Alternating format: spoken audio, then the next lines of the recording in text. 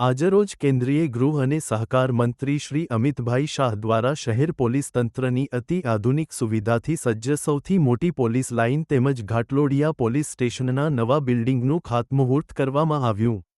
ગુજરાત રાજ્ય પોલીસ આવાસ નિગમ લી દ્વારા ઘાટલોડિયા પોલીસ સ્ટેશન બિલ્ડિંગ અને 920 પોલીસકર્મીઓને આવાસની સુવિધા 13 માળના 18 બ્લોકસમાં આકાર પામશે.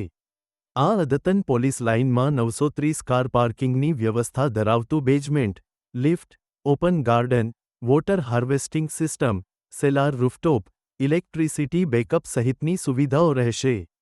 જીવન જરૂરિયાતની ચીજવસ્તુઓ ઘર આંગણે મળી રહે તેવા આયોજન માટે ટાવરમાં 10 દુકાનની વ્યવસ્થા રહેશે, જેમાં રોજબરોજની ચીજવસ્તુઓ જેમ કે શાકભાજી, દૂધ, એટીએમ, અનાજ દળવાની ઘંટી વી સુવિધાઓ મળી રહેશે. આ કાર્યક્રમમાં રાજ્યના મુખ્યમંત્રીશ્રી, ગૃહ વિભાગના અધિક સચિવશ્રી, રાજ્યના શ્રી, પોલીસ હાઉસિંગ બોર્ડના ચેરમેનશ્રી, શહેર પોલીસ કમિશનરશ્રી, શહેરના સંસદ સભ્યોશ્રી, ધારાસભ્યશ્રીઓ, કોર્પોરેટર તેમજ શહેરના ઉચ્ચ પોલીસ અધિકારીશ્રીઓ ઉપસ્થિત રહ્યા હતા.